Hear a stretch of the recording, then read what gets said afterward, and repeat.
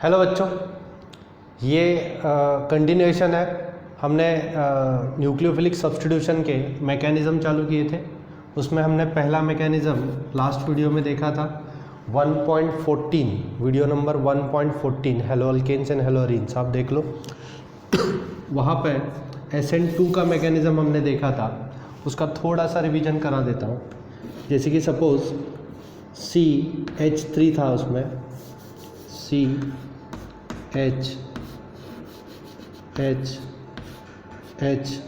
और यहाँ पे Cl था। इस CH3Cl को हमने कन्वर्ट किया था CH3OH में, और यूजिंग रिएजेंट एक्वियस KOH। अब ये KOH जब अटैक करता है, वो पता है आपको, OH माइनस बैक साइड से अटैक करेगा, क्योंकि ये छोटे छोटे 3 हाइड्रोजन है और Cl निकल जाएगा, ट्रांजिशन स्टेट आती है। सारा ये इनकमिंग न्यूक्लियोफाइल है, ये लिविंग ग्रुप है। ये सारा रिवीजन आप SN2 के 1.14 वाले वीडियो में देख लो, ठीक है।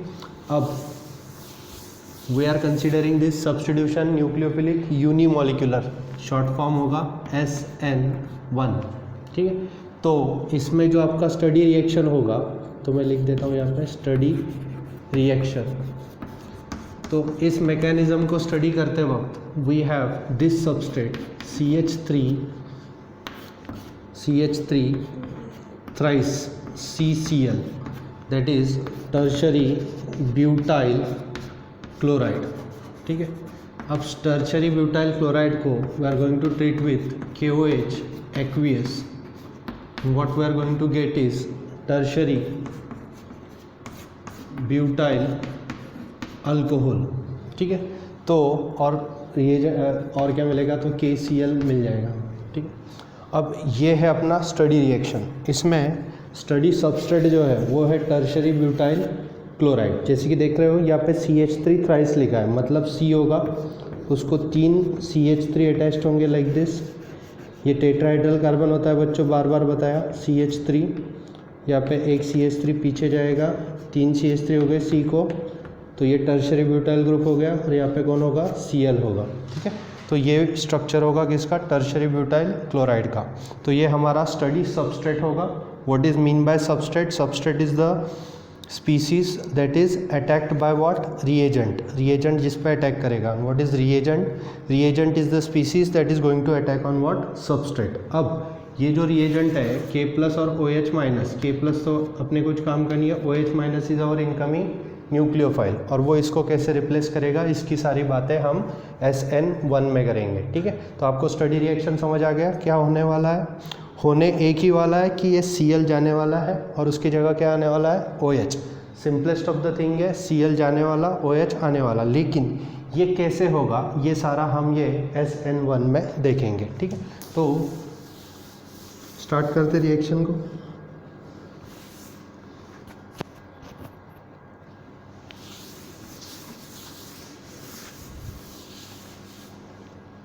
नाउ ये जो स्टडी सबस्ट्रेट है CH3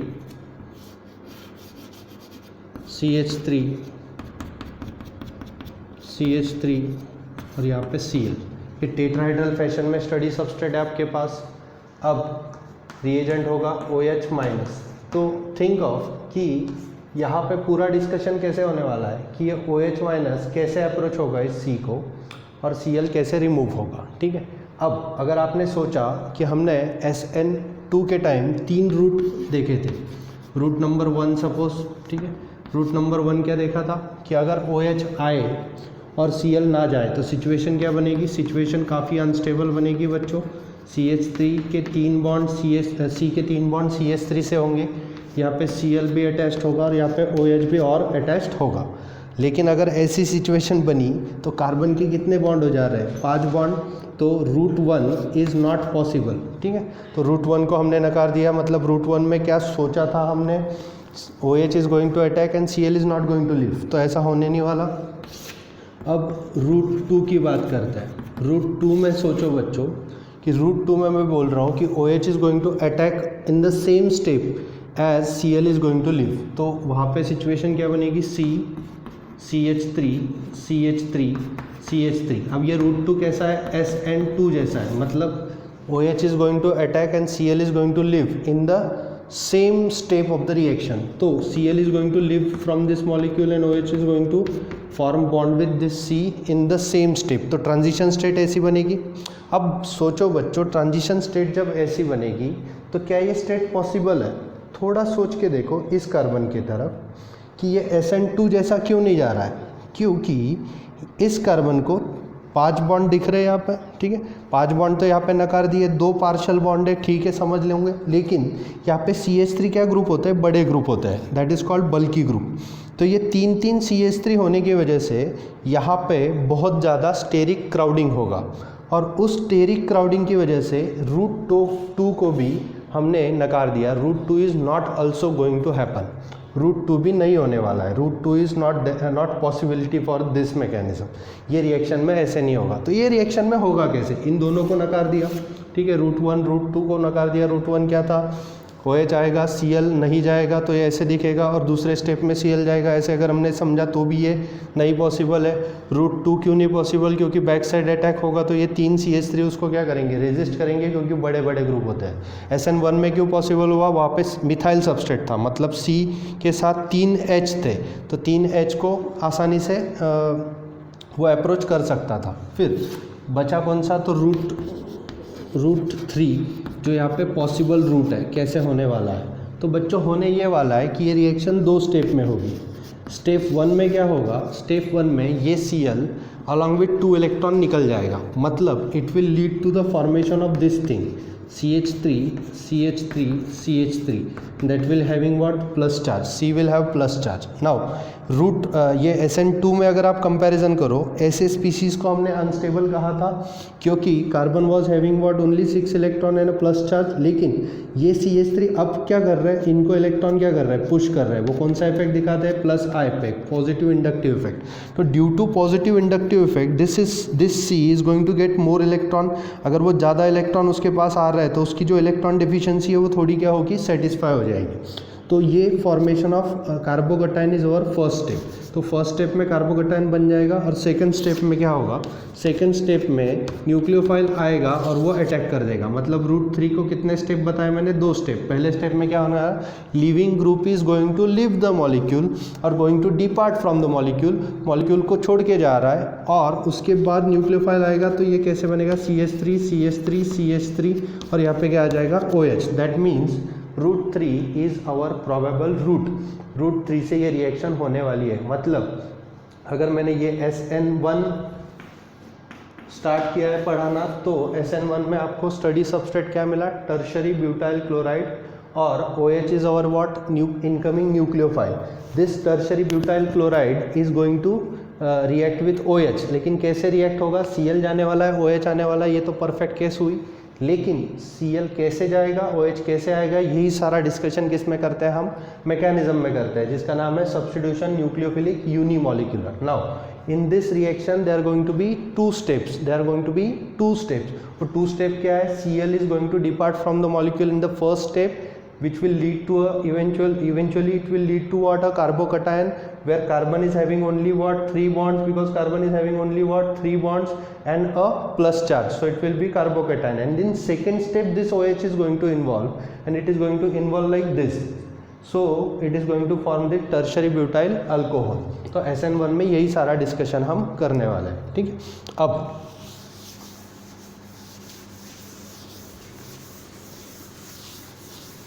कंसंट्रेट करो कि हम क्या बात कर रहे थे. हम बात कर रहे थे इस रिएक्शन के मैकेनिज्म की. ठीक है. तो मैकेनिज्म में हमने देखा कि रूट 1 नहीं पॉसिबल, रूट 2 नहीं पॉसिबल, तो कौन सा रूट पॉसिबल है? ये रूट 3 पॉसिबल है, जिसमें 2 स्टेप होने वाले हैं. ठीक है. तो अब इस रिएक्शन को थोड़ा डिटेल में स्टडी करते हैं. ठीक है. अब लिखना कैसा है? तो पहले consider alkaline hydrolysis of tertiary butyl chloride. Now tertiary butyl chloride का अल्कलाइन हाइड्रोलिसिस है. मतलब रिएक्शन क्या है? CH3 thrice CCl is going to react with KOH, which is what aqueous KOH. But obviously यहाँ पे aqueous पे stress देता हूँ. If you are using the alcoholic KOH, you are going to get another product. So this is what specifically this OH is going to we are going to make its solution in what aqueous media, that is what water media. ठीक है. तो अब यहाँ पे product क्या मिलेगा, तो CH3 thrice COH will be your product and KCl will be your what byproduct. Now इस रिएक्शन के थोड़े काइनेटिक्स पे फोकस करते हैं. देखो SN2 में भी हमने काइनेटिक पे फोकस किया था. काइनेटिक्स ऑफ दिस रिएक्शन क्या होने वाला है, तो rate of this reaction is going to depend on what, only CH3 thrice CCl. इस पे ही डिपेंड होने वाला है, इसके ही कॉन्सेंट्रेशन पे डिपेंड होने वाला है.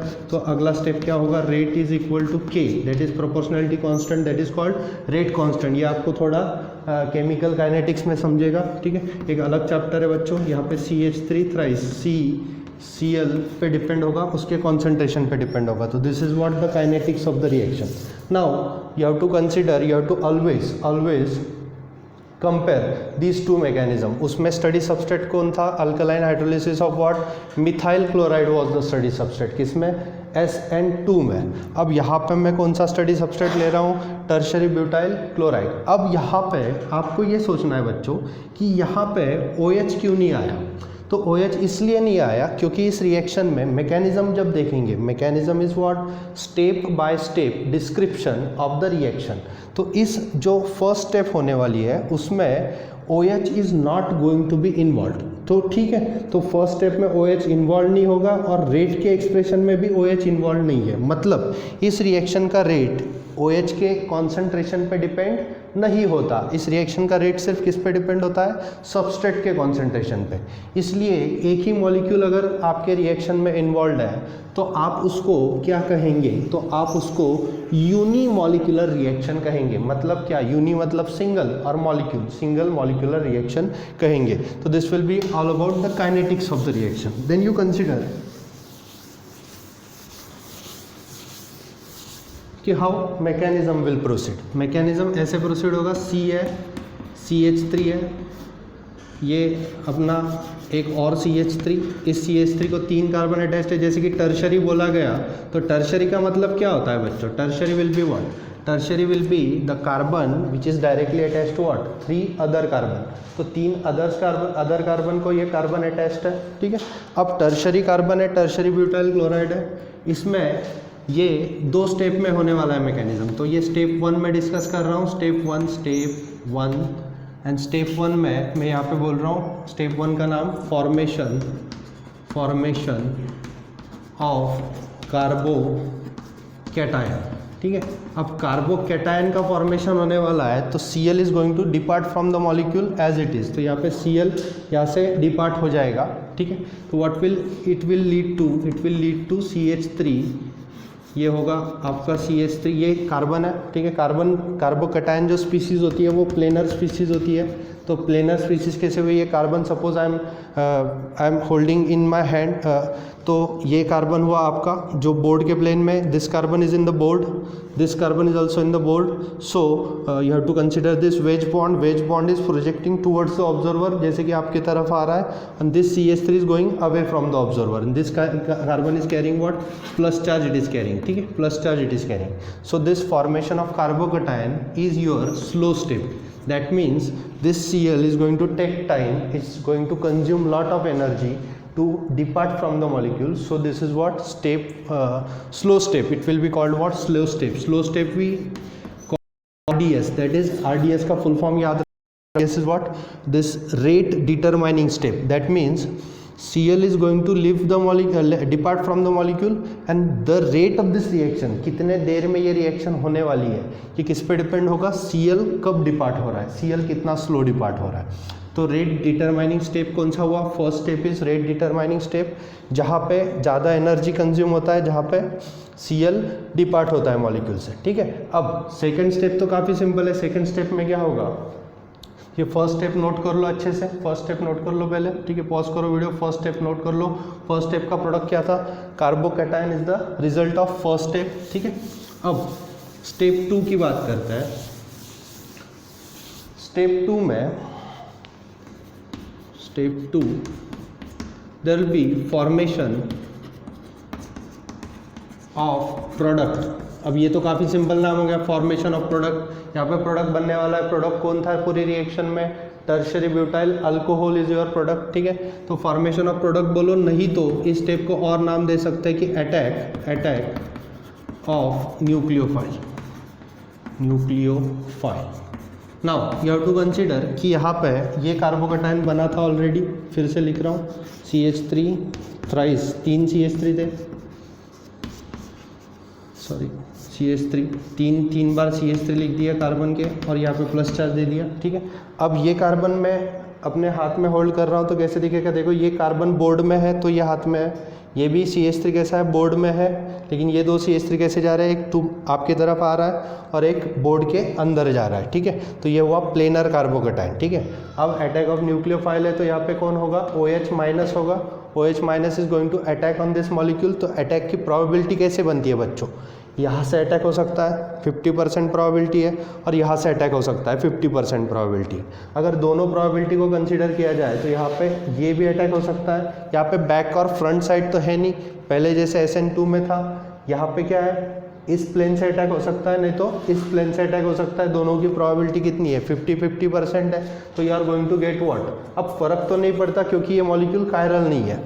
Now what is chirality, chirality एक सिंपल कंसेप्ट है कि यहाँ पे कार्बन को अगर 3 डिफरेंट बॉन्ड होते थे और ये चौथा आने वाला और डिफरेंट होता था, तो उस मॉलिक्यूल को हम कार्बन कहते थे। Carbon with 4 different bond will be called what, chiral carbon. तो यहाँ पे कायरल नहीं है तो हम सिंपल क्या कर सकते हैं, 2 मॉलिक्यूल में दिखा सकता हूँ, लेकिन कायरलिटी तो होने नहीं वाली है, इसलिए कोई दिक्कत नहीं होने वाली है। यहाँ पे CH3 और यहाँ पे क्या आ गया CH3 और इसका बॉन्ड बन जाएगा, बॉन्ड क्या बनेगा, OH। नाउ कंसीडर इस कार्बन के साथ जो बॉन्ड बना रहा है OH, तो वो जो 2 इलेक्ट्रॉन है C और OH के बॉन्ड के, वो 2 इलेक्ट्रॉन साथ में कौन ला रहा है, OH माइनस साथ में ला रहा है वो 2 इलेक्ट्रॉन।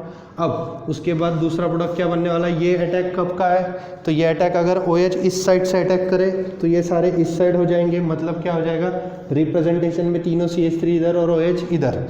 अगर OH ने इस साइड से अटैक किया 50% प्रोबेबिलिटी, तो ये सारे इधर हो जाएंगे, मतलब इसको कैसे लिखना है, CH3, ये CH3 और एक CH3 और यहाँ पे क्या आ जाएगा आपका OH। Now you have to consider कि ये कैसे हुआ, तो कार्बोकैटायन जो था वो प्लेनर था, उसको यहाँ से अटैक हो सकता है, यहाँ से अटैक हो सकता है, तो 2 प्रोडक्ट बने। लेकिन ये दोनों प्रोडक्ट क्या है बच्चों, सेम ही तो है, क्योंकि ये कार्बन कोई कायरल कार्बन नहीं है। अगर कायरल कार्बन होता था तो ये प्रोडक्ट एक दूसरे के कुछ आइसोमर होते थे, कुछ वो आगे देखेंगे, लेकिन यहाँ पे तो ये प्रोडक्ट क्या है, both products are what, same, तो सेम प्रोडक्ट बन जाएंगे, ठीक है। तो SN1 के मैकेनिज्म में आपको क्या याद रखना है, कार्बोकैटायन बनता है और फिर कौन अटैक करता है, न्यूक्लियोफाइल अटैक करता है। और कहाँ से अटैक करता है, बैक एंड फ्रंट साइड दोनों से अटैक करता है, दोनों प्लेन से अटैक करता है, ठीक है। अब ये हुआ आपका स्टेप 2। नाउ यू रिमेंबर कि यहाँ पे हमने SN1 के वक्त, SN2 के वक्त भी एनर्जी प्रोफाइल डायग्राम निकाला था। अब हम SN1 के वक्त भी एनर्जी प्रोफाइल डायग्राम निकालने वाले हैं। अब इवेंट्स क्या क्या होने वाले बच्चों, इवेंट्स जैसे कि अपने स्कूल में इवेंट होते हैं ना, सारे डे वगैरह वगैरह, तो वैसे ही इवेंट ये होने वाले। इवेंट क्या क्या होने वाला, पहला इवेंट जो है वो है ये, इस मॉलिक्यूल को देख के रखो, इस मॉलिक्यूल को देख के बताओ कि पहला इवेंट क्या होने वाला है, Cl is going to depart from the molecule, ठीक है, पहली स्टेप। दूसरी स्टेप क्या होने वाली है कि पहले स्टेप का जो प्रोडक्ट है वो क्या है, कार्बोकैटायन है, कार्बोकैटायन आने वाला है, और उसके बाद कौन आने वाला है, OH is going to attack on this molecule. तो इवेंट जो होने वाले हैं वो याद रखो, और इस डायग्राम का आपको शेप कैसे मिल रहा है वो भी याद रखो। इस डायग्राम का शेप आपको मिल रहा है like this is the diagram shape, ठीक है। तो ये पोटेंशियल एनर्जी हुआ, और यहाँ पे क्या हुआ, reaction progress. Now you have to remember कि ये potential energy and reaction progress में ऐसा ग्राफ क्यों मिला। तो यहाँ पे रिएक्टेंट था, रिएक्टेंट कौन था बच्चों, CH3 थ्राइस CCl, यही रिप्रेजेंटेशन है टर्शियरी ब्यूटाइल क्लोराइड का। अब ये टर्शियरी ब्यूटाइल क्लोराइड की एनर्जी इतनी थी, जब रिएक्शन स्टार्ट हुई, जब रिएक्शन आगे बढ़ेंगी तो टर्शियरी ब्यूटाइल क्लोराइड की एनर्जी क्या हुई, बढ़ी, और एनर्जी मैक्सिमा मिला। मैक्सिमा कब मिलेगा, जब CH3 थ्राइस और यहाँ पे क्या होगा, CCl होगा। मतलब अब यहाँ पे ये ट्रांजिशन स्टेट 1 मिला आपको। ट्रांजिशन स्टेट 1 का मतलब क्या है बच्चों, ट्रांजिशन स्टेट 1 का मतलब है ट्रांजिशन स्टेट 1 का मतलब है कि CCl bond is going to break, और मैंने बोला था कि दिस इज स्लो स्टेप। पहला स्टेप क्या होता है? स्लो होता है। तो CCl बॉन्ड जब टूटेगा तो सबसे, अब ऐसे सोचो कि CCl बॉन्ड टूट रहा है, टूटेगा कैसे बॉन्ड? हेट्रोलाइटिक बॉन्ड होगा ना, हेट्रोलाइटिक बॉन्ड फिशन होगा, मतलब C और Cl में ये 2 इलेक्ट्रॉन है, दोनों इलेक्ट्रॉन कौन उठाएगा? Cl उठाएगा, because it is more electronegative. So अब वो टूट रहा है, जब वो एग्जैक्टली टूटने की कगार पे होगा, मतलब एकदम 1 सेकेंड बाद वो टूट जाएगा, ऐसे समझो, तो हमें एनर्जी का क्या मिलेगा? मैक्सिमा मिलेगा, ठीक है। और टूटने के बाद उसका यहाँ पे आना होगा, या ये क्या होगा? तो CH3 और CH3, और ये क्या होगा? Plus charge. That is mean what is mean by this is carbocation. अब देखो आप, जब ये CCl बॉन्ड टूट रहा था तब उसकी एनर्जी हायर थी, और जब ये कार्बोकैटायन बन गया तो एनर्जी क्या हो गई? कम हो गई। एनर्जी कम हो गई मतलब स्टेबिलिटी क्या हो गई? बढ़ गई।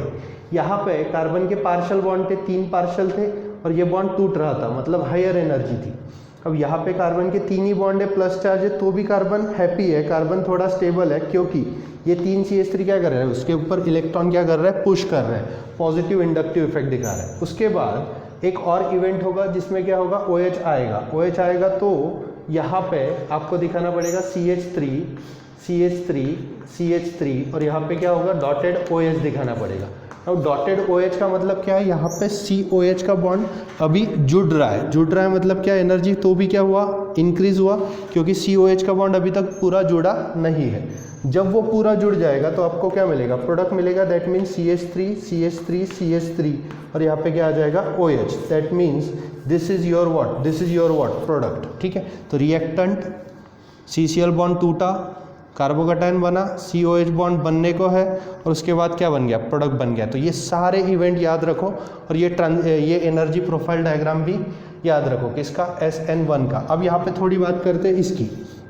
यहाँ पे इस डिस्टेंस को, मतलब energy of what? Reactant to energy maxima, इसको क्या बोलेंगे हम? EA1, that is energy of activation 1।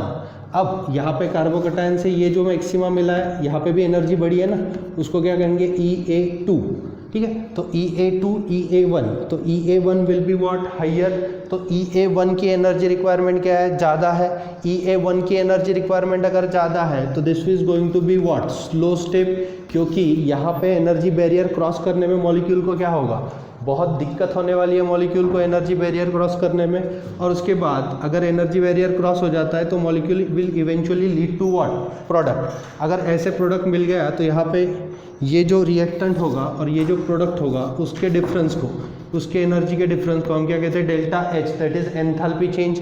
अब देखो, रिएक्टेंट की एनर्जी इतनी थी, प्रोडक्ट की एनर्जी कम है उससे, तो एक्स्ट्रा एनर्जी कहाँ गई? तो एक्स्ट्रा एनर्जी सराउंडिंग को जाएगी। That means what? It is what? Exothermic reaction. तो वो एक्सोथर्मिक रिएक्शन होगा, ठीक है। अब इसमें सारे में SN1 में पहला पॉइंट यूनिमोलिकुलर क्यों कहा बच्चों? Because in first step there was no involvement of OH, only what involve in the reaction was what? CH3Cl. Then in second step there is involvement of what? OH. Then you have to also consider these events that is occurring. CH3 thrice CCl था, tertiary butyl chloride, CCl bond टूटा, energy बढ़ी, अब टूटने की कगार पे, एकदम थोड़ा सा बचा है। अब जब टूट जाएगा तो स्टेबल हो गया, क्योंकि कार्बोकैटायन बन गया। कार्बोकैटायन टर्शियरी क्या होता है बच्चों? स्टेबल होता है, ठीक है, क्योंकि 3 CH3 इलेक्ट्रॉन क्या करेंगे? पुश करेंगे। फिर OH का बॉन्ड बनना चालू हो गया तो फिर से क्या होगी? एनर्जी बढ़ गई। OH का बॉन्ड बनना चालू हो गया, उसके बाद बन गया तो एनर्जी अचानक से क्या हो गई? घट गई, और आपको क्या मिला? प्रोडक्ट मिल गया, टर्शियरी ब्यूटाइल अल्कोहल।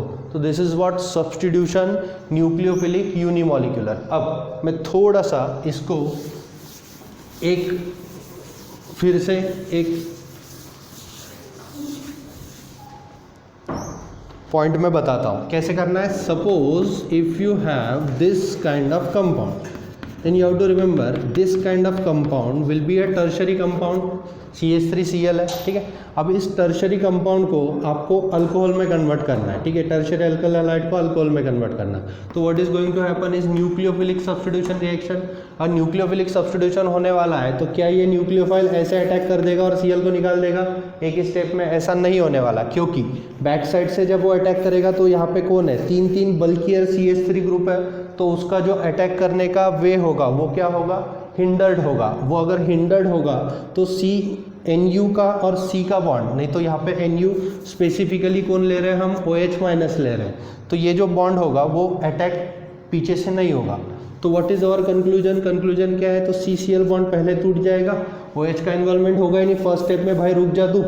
उसके बाद Cl का जब यहाँ से डिपार्चर हो जाएगा तो eventually it will lead to what, this kind of thing that is called what, carbocation, और फिर OH का इन्वॉल्वमेंट होगा। मतलब यहाँ पे कितने स्टेप है बच्चों, 2 स्टेप है।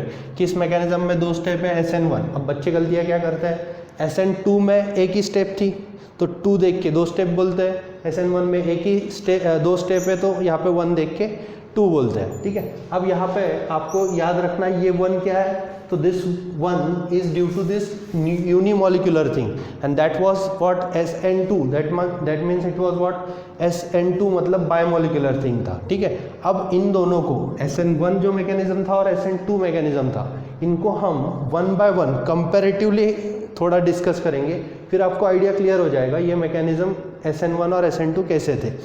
थोड़ी चीज़ें तो आपको पता होनी चाहिए बच्चों। SN2 में बैक साइड अटैक हुआ था, यहाँ पे बैक साइड अटैक का कोई सवाल नहीं, यहाँ पे क्या होता है, पहले लिविंग ग्रुप चला जाता है, ठीक है। SN2 में आपको जो स्टेप्स थी वो एक ही स्टेप थी, जहाँ पे न्यूक्लियोफाइल आता है और लिविंग ग्रुप चला जाता है। यहाँ पे कितनी स्टेप मिली आपको, पहले फॉर्मेशन ऑफ कार्बोकैटायन मिला और उसके बाद फॉर्मेशन ऑफ व्हाट, प्रोडक्ट मिला। मतलब क्या, 2 स्टेप मिली, ये स्टेप 1 है और दूसरा स्टेप क्या हुआ, स्टेप 2। स्टेप 2 में कौन आता है, OH आ जाता है, मतलब क्या हुआ, CH3 CH3 CH3 और यहाँ पे क्या आ गया, OH आ गया आपका, स्टेप 2 में OH आ गया, ठीक है। तो ये 2 स्टेप का रिएक्शन था, ठीक है। अब यहाँ पे हम जब अगले वीडियो में उसको साइड बाय साइड SN1 और SN2 को डिस्कस करेंगे और मेजॉरिटी ऑफ ऑर्गेनिक जो क्वेश्चंस होंगे ऑर्गेनिक के डिपेंडेंट वाले, तो SN1 और SN2 टॉपिक बहुत बार आएगा उसमें, तो ये कंसेप्ट क्लियर होना ही चाहिए। तो अच्छे से ये वीडियो फिर से देख लो एक बार, कैसे मैं बात कर रहा था Cl जाने की और OH आने की। बात तो सिंपल हो रही, Cl जा रहा है OH आ रहा है, लेकिन कैसे, यही तो अपना ये डिस्कशन का पॉइंट है, ठीक है। तो अगले वीडियो में हम देखते हैं इन दोनों की कंपैरिजन।